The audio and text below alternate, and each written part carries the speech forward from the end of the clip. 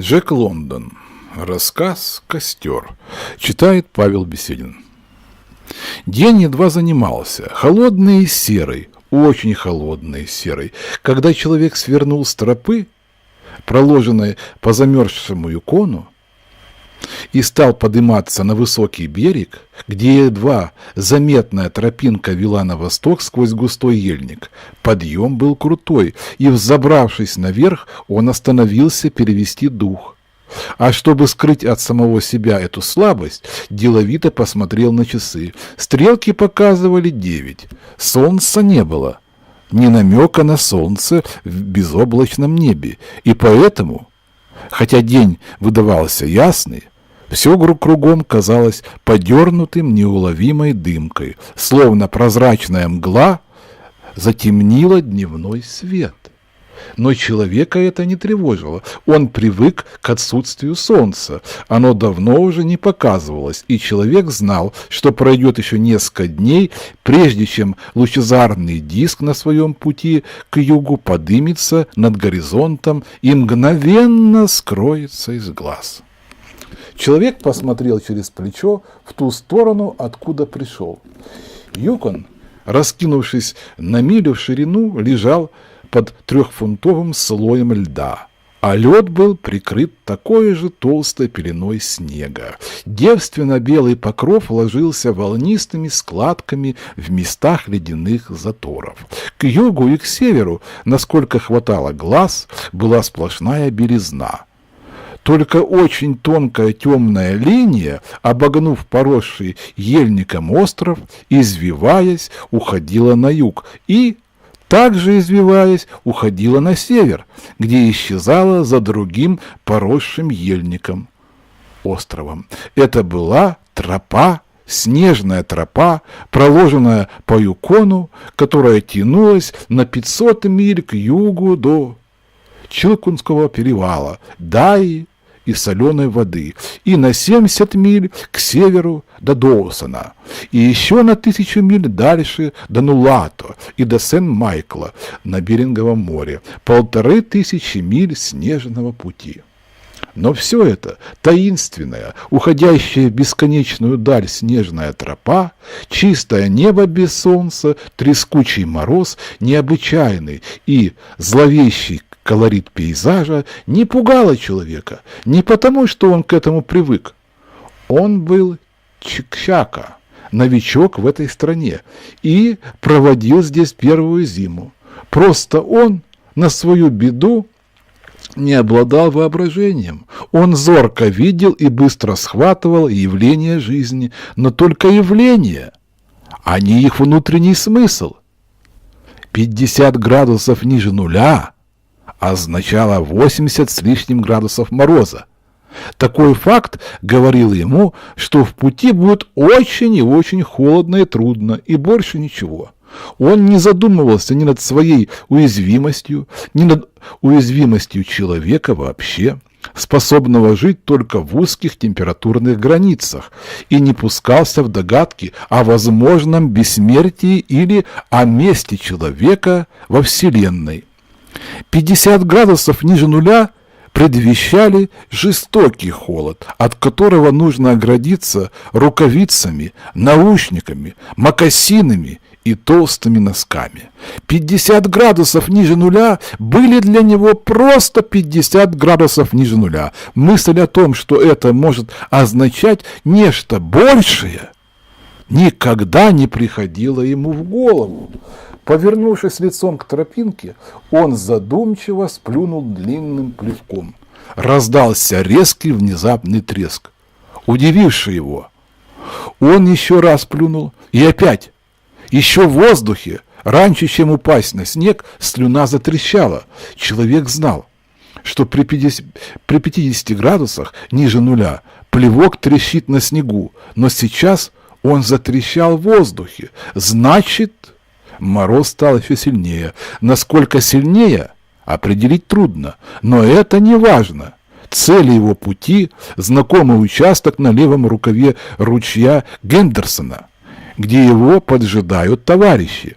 Они пришли туда с берегов Индейской реки, а он пошел в обход, чтобы посмотреть, можно ли будет весной переправить сплавной лес с островов на Юконе. Он доберется до лагеря к 6 часам. Правда, к этому времени уже стемнеет, но там его будут ждать товарищи, ярко пылающий костер и горячий ужин. А завтрак здесь он положил руку на сверток, оттопыривавший борт меховой куртки. Завтрак был завернут в носовой платок и засунут под рубашку, иначе лепешки замерзнут.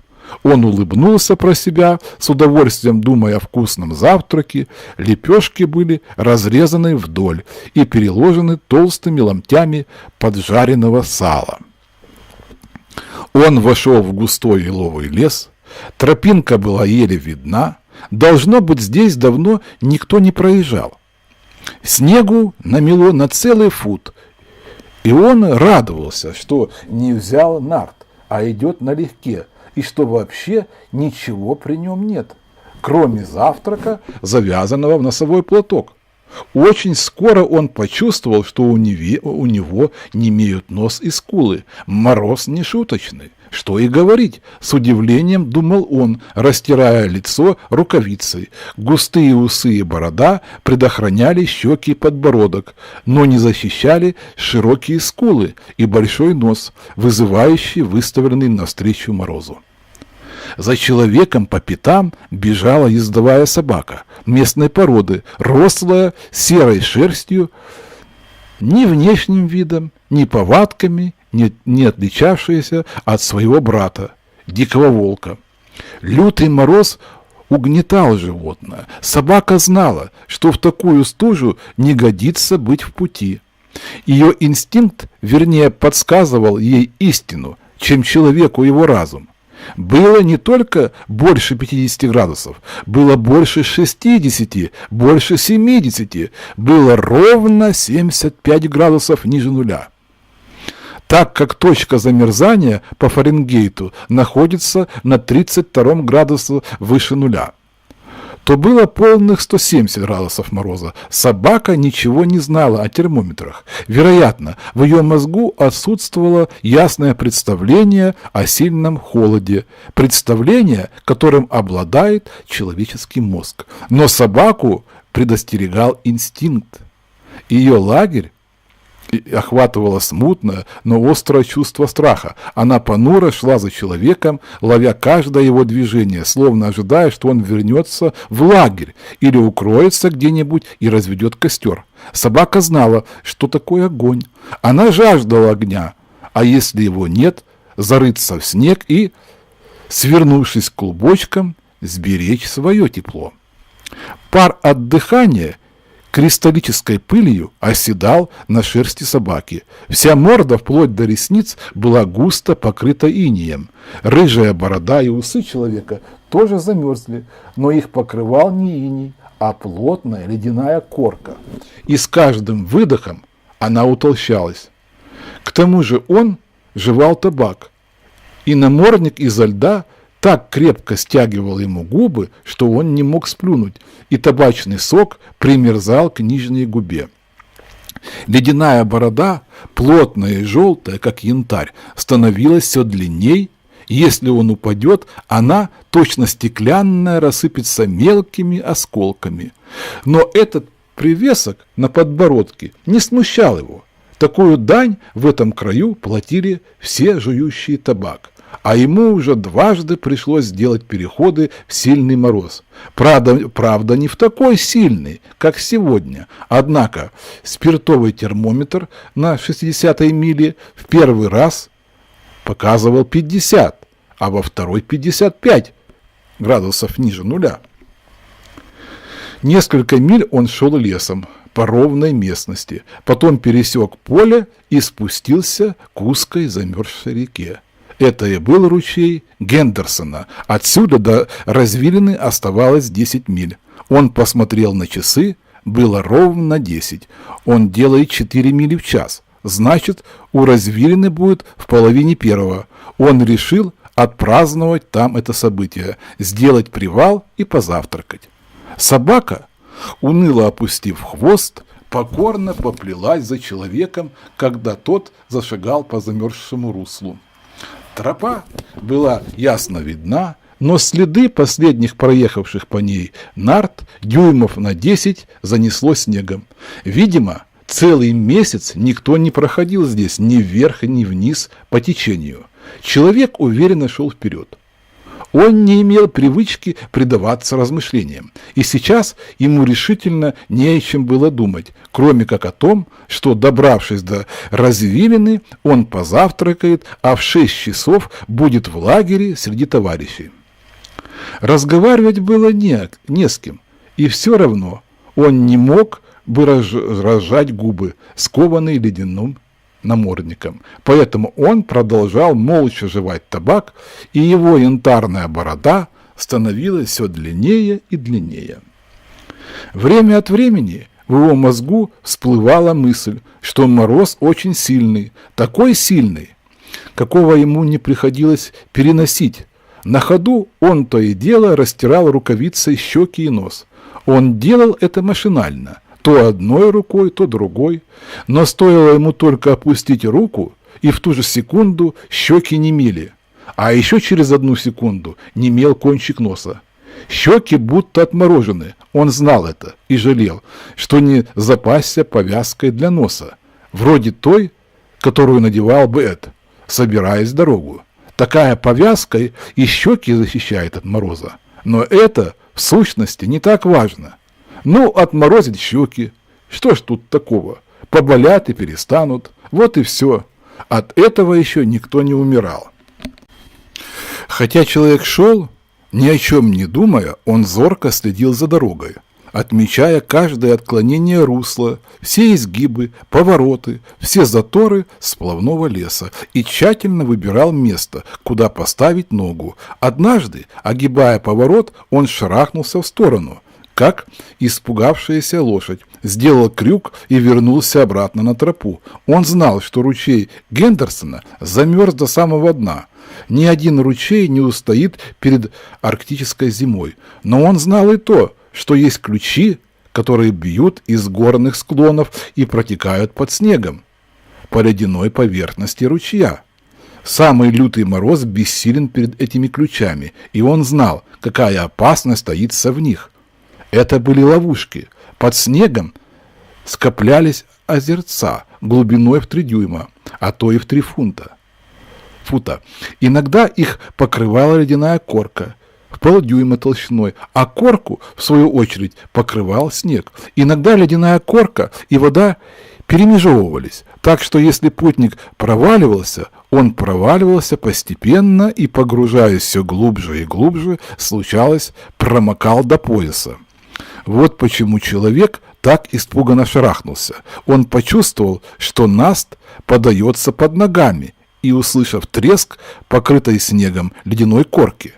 А промочить ноги в такую стужу не только неприятно, но и опасно. В лучшем случае это вызовет задержку, потому что придется разложить костер, чтобы разуться и высушить носки и мокасины. Оглядев русло реки и берега ее, он решил, что ключ бежит справа. Он постоял немного в раздумье, потирая нос и щеки, потом взял влево, осторожно ступая, перед каждым шагом ногой проверяя крепость наста. Миновав опасное место, он засунул в рот свежую порцию табака и зашагал дальше со скоростью 4 миль в час. В ближайшие 2 часа он несколько раз натыкался на такие ловушки. Обычно его предостерегал внешний вид снежного покрова. Снег над озерцами был ноздреватый и словно засахаренный. И все-таки один раз он чуть было не провалился, а в другой раз, заподозрив опасность, заставил собаку идти вперед. Собака не хотела идти. Она пятилась назад до тех пор, пока человек не подогнал ее пинком, и тогда она быстро побежала по белому сплошному снегу. Вдруг ее передние лапы глубоко ушли в снег. Она забарахталась и вылезла на безопасное место. Мокрые лапы мгновенно покрылись льдом. Собака стала торопливо лизать их, стараясь снять ледяную корку. Потом легла в снег и принялась выкусывать лед между когтями. Она делала это, повинуясь инстинкту. Если оставить лед между когтями, то лапы будут болеть. Она этого не знала. Она просто подчинялась таинственному велению, идущему из сокровенных глубин ее существа. Но человек знал, ибо составил себе суждение об этом на основании опыта, и, скинув рукавицу с правой руки, он помог собаке выломать кусочки льда. Пальцы его оставались неприкрытыми не более минуты, и он поразился, как быстро они закоченели. Мороз не шуточный. Что и говорить. Он поспешил натянуть рукавицу и начал яростно колотить рукой по груди. К 12 часам стало совсем светло, но солнце, совершая свой зимний путь, слишком далеко ушло к югу и не показывалось над горизонтом. Горб земного шара заслонял солнце человека, который шел, не отбрасывая тени, по руслу ручья Гендерсона под полдневным безоблачным небом. В половине первого, минута в минуту, он достиг развилины ручья. Он порадовался тому, что так хорошо идет. Если не убавляя хода, то к 6 часам наверняка можно добраться до товарищей. Он расстегнул куртку, полез за пазуху и достал свой завтрак. Это заняло не больше 15 секунд. И все же его пальцы онемели. Он несколько раз сильно ударил голой рукой по ноге, потом сел на покрытое снегом бревно и приготовился завтракать. Но боль в пальцах так скоро прошла, что он испугался. Не успев поднести лепешку к рту, он опять заколотил рукой по колену. Потом надел рукавицу и оголил другую руку. Он взял ею лепешку, поднес к рту. Хотел откусить, но не мог. Мешал ледяной намордник. Как же это он забыл, что нужно разложить костер и оттаять у огня? Он засмеялся над собственной глупостью и тут же почувствовал, что пальцы левой руки коченеют. И еще он заметил, что пальцы ног, которые больно заныли, когда он сел, уже почти не болят. Он не знал, от чего проходит боль, от того ли, что ноги согрелись, или от того, что они онемели. Он пошевелил пальцами в мокасинах и решил, что это онемение. Ему стало не по себе. И торопливо натянув рукавицы, он поднялся с бревна. Потом зашагал взад и вперед, сильно топая, чтобы отогреть пальцы ног. Мороз не шуточный, что и говорить, думал он. Тот старик с северного ручья не соврал, когда рассказывал, какие здесь бывают голода. А он еще посмеялся над ним. Никогда не нужно быть слишком уверенным в себе. Что правда, то правда. Мороз лютый. Он топтался на месте и молотил руками, пока возвращающееся тепло не рассеяло его тревоги. Потом вынул спички и начал раскладывать костер. Топливо было под рукой. В подлесок во время весеннего разлива нанесло много валежника. Он действовал осторожно, бережно, поддерживая слабый огонек, пока костер не запылал ярким пламенем. Ледяная корка на его лице растаяла, и, греясь у костра, он позавтракал. Он перехитрил мороз, хотя бы на время. Собака, радуясь огню, растянулась у костра, как раз на таком расстоянии, чтобы пламя грело ее, но не обжигало. Кончив есть, человек набил трубку и спокойно, не спеша, выкурил ее, потом натянул рукавицы, поплотнее завязал тесемки наушников и пошел по левому руслу ручья. Собака была недовольна, она не хотела уходить от костра. Этот человек явно не знал, что такое мороз. Может быть, все поколения его предков не знали, что такое мороз в 107 градусов, но собака знала, все ее предки знали, и она унаследовала от них это знание. И она знала, что не годится быть в пути в такую лютую стужу.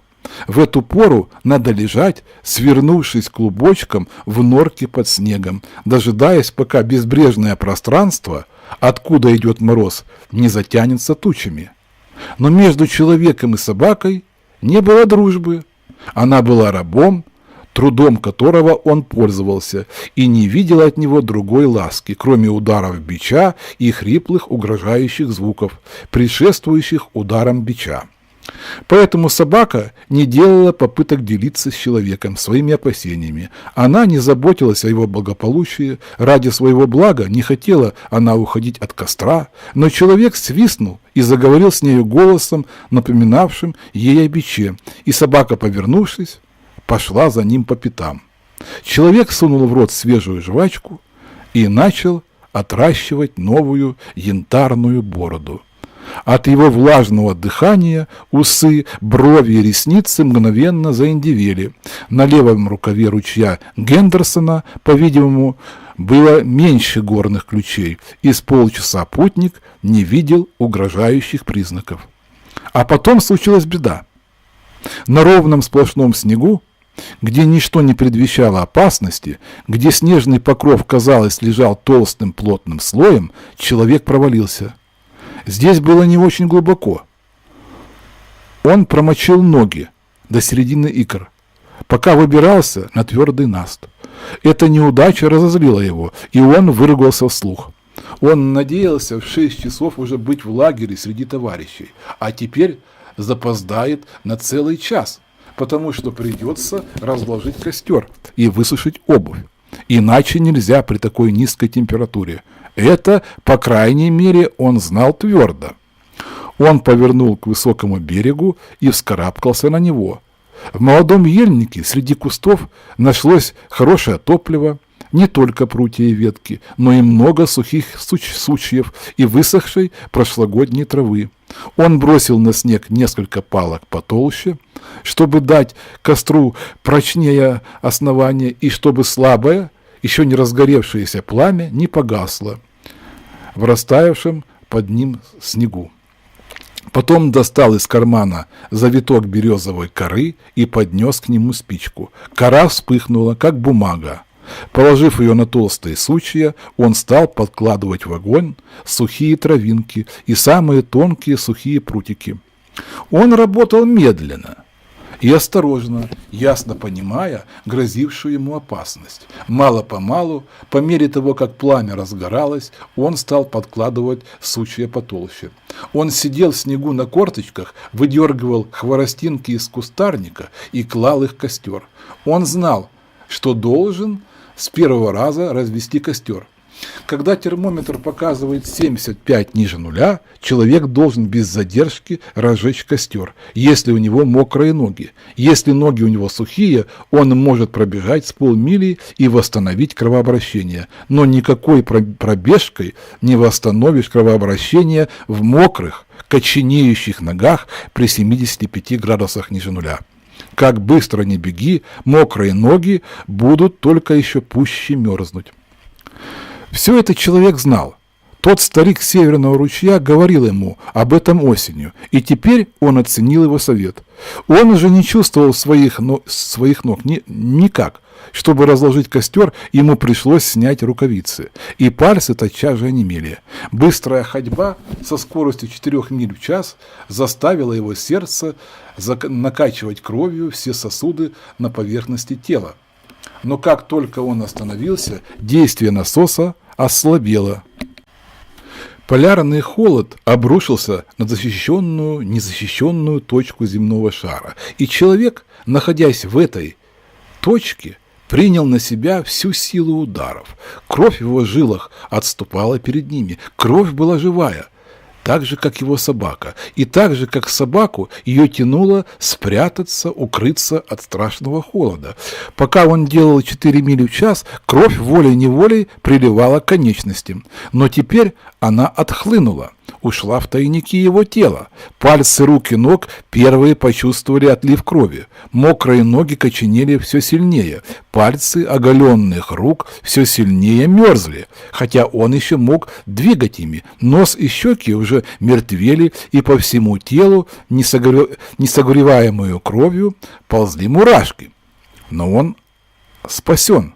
Пальцы ног, щеки и нос будут только обморожены, ибо костер разгорается все ярче. Теперь он, подбрасывая ветки толщиной с палец, еще минута, и уже можно будет класть сучья толщиной запястья, и тогда он скинет мокрую обувь, и, пока она будет сохнуть, отогреет ноги у костра. После того, конечно, как разотрет их снегом. Костер удался на славу. Он спасен. Он вспомнил советы старика на Серном ручье и улыбнулся. Как упрямо он уверял, что никто не должен один пускаться в путь по Клондайку, если мороз сильнее 50. И что же? Лед под ним проломился, он совсем один и все-таки спасся. Эти бывалые старики, подумал он, частенько трусливы, как бабы. Нужно только не терять головы, и все будет в порядке. Настоящий мужчина всегда справится один. Но странно, что щеки и нос так быстро мертвеют. И он никак не думал, что руки подведут его. Он едва шевелил пальцами, с большим трудом удерживая в них сучья. И ему казалось, что руки где-то очень далеко от него и не принадлежат его телу. Когда он дотрагивался до сучка, ему приходилось смотреть на руку, чтобы убедиться, что он действительно подобрал его. Связь между ним и кончиками его пальцев была прервана.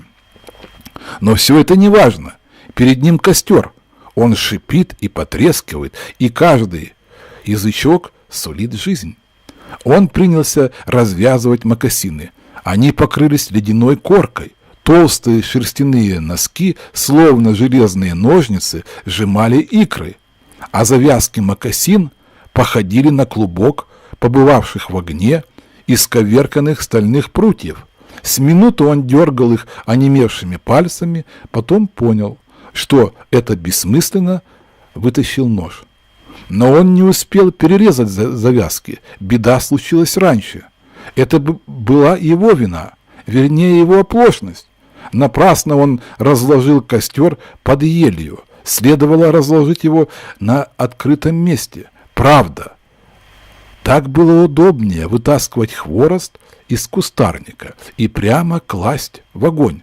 Но на ветках ели, под которой он сидел, скопилось много снега.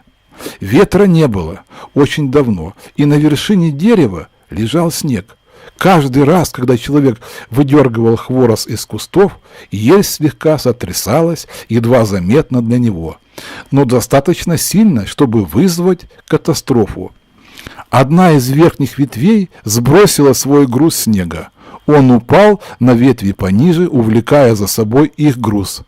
Так продолжалось до тех пор, пока снег не посыпался со всего дерева. Этот снежный обвал внезапно обрушился на человека и на костер, и костер погас. Там, где только что горел огонь, лежал свежий слой рыхлого снега. Человеку стало страшно, словно он услышал свой смертельный приговор. С минуту он сидел, не шевелясь, пристально глядя на засыпанный снегом костер. Потом вдруг сделался очень спокоен. Быть может, старик Серного ручья все-таки был прав. Будь у него спутник, ему не грозила бы опасность. Спутник развел бы костер. Что ж, значит, надо самому сызнова приниматься за дело. И на этот раз не должно быть ошибок. Даже если ему удастся развести костер, он, вероятно, лишится нескольких пальцев на ногах. Ноги должно быть сильно обморожены, а новый костер разгорится не скоро.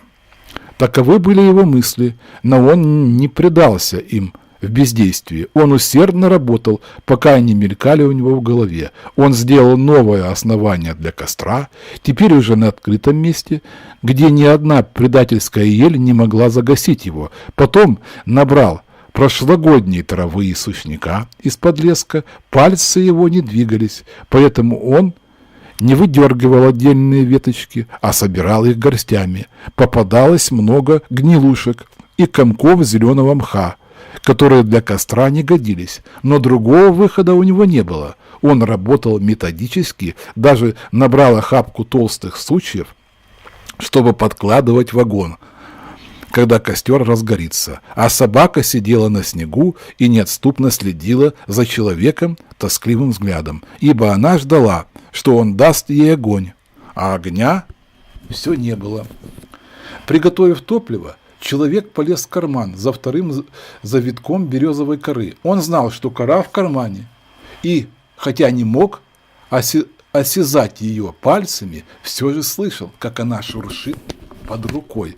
Сколько он ни бился, он не мог схватить ее. И все время его мучила мысль, что ноги у него коченеют сильней и сильней. От этой мысли становилось нестерпимо страшно. Но он отгонял ее и преодолевал страх. Он зубами натянул рукавицы и, сначала сидя, а потом стоя, принялся изо всех сил размахивать руками. Колотил ими по бедрам, а собака сидела на снегу, обвив пушистым волчьим хвостом передние лапы, насторожив острые волчьи уши, и пристально глядела на человека. И человек, размахивая рукавами и колотя ладонями по бедрам, чувствовал, как в нем поднимается жгучая зависть к животному, которому было тепло и надежно в его природном одеянии. Немного погодя, он ощутил первые отдаленные признаки чувствительности в кончиках пальцев. Слабое покалывание становилось все сильнее, пока не превратилось в невыносимую боль. Но он обрадовался ей. Он скинул рукавицу с правой руки и вытащил корку из кармана. Голые пальцы тотчас же снова онемели. Потом он достал связку серных спичек, но леденящее дыхание мороза уже сковало его пальцы. Пока он тщетно старался отделить одну спичку, вся связка упала в снег. Он хотел поднять ее, но не мог. А мертвевшие пальцы не могли ни нащупать спички, ни схватить их. Он старался не спешить. Он заставил себя не думать об отмороженных ногах, скулах и носе и сосредоточил все свое внимание на спичках. Он следил за движением своей руки, пользуясь зрением вместо осязания, и, увидев, что пальцы обхватили связку, сжал их, вернее, захотел сжать, но сообщение было прервано, и пальцы не повиновались его воле. Он натянул рукавицу и яростно начал бить рукой по бедру. Потом обеими руками сгреб спички вместе со снегом себе на колени. Но этого было мало. После долгой возни ему удалось зажечь спички между ладонями и поднести их к рту. Лед затрещал, разламываясь. Когда он нечеловеческим усилием разжал челюсти, он втянул нижнюю губу, приподнял верхнюю и зубами стал отделять спички. Наконец это удалось, и спичка упала ему на колени. Но и этого было мало. Он не мог подобрать ее. Потом выход нашелся. Он схватил спичку зубами и стал тереть о штанину. Раз 20 провел он спичкой по бедру, раньше, чем она зажглась. Когда пламя вспыхнуло, он, все еще держа спичку в зубах, поднес ее к березовой коре. Но едкий дым, горящий серы, попал ему в ноздри и в легкие, и он судорожно закашлялся. Спичка упала в снег и погасла. «Старик был прав», — подумал он, подавляя отчаяние. «Если температура ниже 50 градусов, нужно идти вдвоем». Он снова заколотил руками, но они не оживали. Тогда он зубами стащил рукавицы с обеих рук, подкатил ладонями всю связку спичек, мышцы предплечья не замерзли, и, напрягая их, он крепко сжал спички в ладонях. Потом провел всей связкой по штанине, вспыхнуло яркое пламя. 70 серных спичек запылали как одна. И ни малейшего ветра. Можно было не опасаться, что ветер задует огонь. Он отвернул голову, чтобы не вдохнуть удушливый дым, и поднес пылающую связку к березовой коре. Вдруг он почувствовал, что пальцы правой руки оживают. Запахло горелым мясом. Где-то глубоко под кожей он ощущал жжение. Потом жжение превратилось в острую боль. Но он терпел, стиснув зубы. Неловко прижимая горящие спички к коре, его собственные руки заслоняли пламя, и кора не вспыхивала. Наконец, когда боль стала нестерпима, он разжал руки. Пылающая связка с шипением упала в снег, но кора уже горела. Он начал подкладывать в огонь сухие травинки и тончайшие прутики. Выбирать топливо он не мог, потому что ему приходилось поднимать его ладонями. Замечая на хворосте налипший мох или труху, он отгрызал их зубами. Он бережно и неловко выхаживал огонь. Огонь – это жизнь, и его нельзя упускать. Отлив крови от поверхности тела вызвал озноб, и движения человека становились все более неловкими. И вот большой ком зеленого мха придавил едва разгоревшийся огонек. Он хотел сбросить его, но руки дрожали от озноба, и он, ковырнув слишком глубоко, разрушил слабый зародыш костра. Тлеющие травинки и прутики рассыпались во все стороны. Он хотел снова сложить их, но, как ни старался, не мог преодолеть дрожи. И крохотный костер развалился, хворостинки одна за другой, пыхнув дымком, погасли, податель огня не выполнил своей задачи. Когда человек с равнодушием отчаяния посмотрел вокруг, взгляд его случайно упал на собаку, сидевшую в снегу, напротив него, по другую сторону остатков костра. Сгорбившись, она беспокойно ерзала, поднимая то одну, то другую переднюю лапы, и выжидательно с тоской смотрела на него. Вид собаки навел его на безумную мысль. Он вспомнил рассказ о человеке, который был застигнут пургой и спасся тем, что убил вола и забрался внутрь туши. Он убьет собаку и погрузит руки в ее теплое тело, чтобы они согрелись и ожили. Тогда он разложит новый костер. Он заговорил с собакой, подзывая ее, но его голос звучал боязливо. И это испугало животное, потому что человек никогда не говорил с ней таким голосом. Что-то было неладно. Врожденная подозрительность помогла ей почуять опасность. Она не знала, какая это опасность, но где-то в глубине ее сознания зашевелился смутный страх перед человеком. Она опустила уши и еще беспокойнее заерзала, переступая передними лапами, но не трогаясь с места. Тогда человек встал на четвереньки и пополз к собаке. Это еще больше испугало ее, и она опасливо подалась в сторону. Человек сел на снегу, стараясь вернуть себе спокойствие. Потом зубами стянул рукавицы и встал. Прежде всего он посмотрел вниз, чтобы убедиться, что он действительно стоит, потому что его онемевшие ноги не чувствовали земли. Стоило ему встать на ноги, как подозрения собаки рассеялись, а когда он повелительно заговорил с ней голосом, напоминавшим ей о биче, она выполнила привычный долг и подошла к нему. Как только она очутилась в 2 шагах от него, самообладание покинуло человека. Он бросился на собаку и искренне удивился, когда оказалось, что руки не могут хватать. Пальцы не сгибаются, не держат. Он забыл, что они отморожены, и все больше и больше мертвеют. Но в ту же самую секунду, прежде чем собака успела убежать, он стиснул ее в объятиях, потом сел на снег, прижимая ее к себе, а животное вырывалось, рыча и взвизгивая. Но это было все, что он мог сделать – сидеть в снегу и сжимать собаку в объятиях. Он понимал, что ему не убить ее. Это было невозможно. Своими бессильными руками он не мог ни ударить ее ножом, ни задушить. Он выпустил ее, и собака кинулась прочь, поджав хвост. И все еще рыча. В 20 шагах она остановилась и с любопытством, подняв уши, оглянулась на него. Он искал глазами свои руки и только скользнув взглядом от локтя к запястью, нашел их. Странно, что приходится полагаться на зрение, чтобы найти свои руки.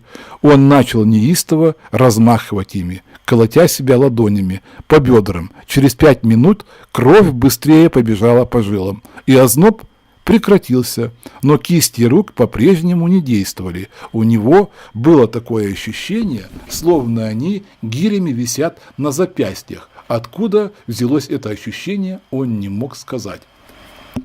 Гнетущая мысль о близости смерти смутно и вяло шевельнулась в его мозгу.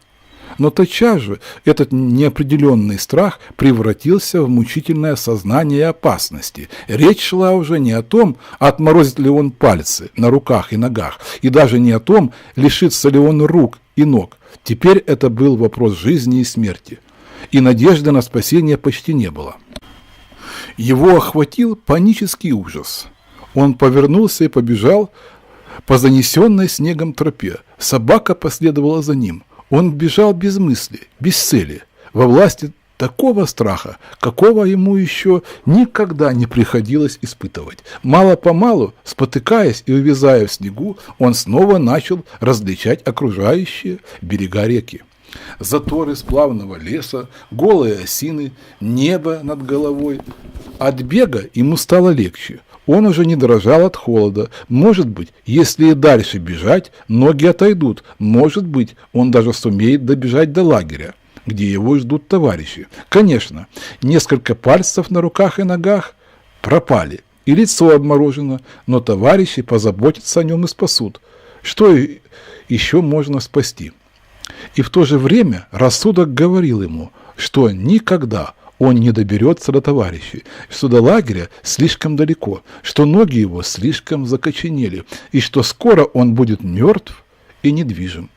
Но он не позволял этой мысли всплыть на поверхность и отказывался верить ей. Иногда она вырывалась наружу и требовала внимания. Но он отталкивал ее и изо всех сил старался думать о другом. Его удивляло, что он вообще может бежать, потому что ноги совсем омертвели, и он не чувствовал, как они несут его тяжесть и как касаются земли.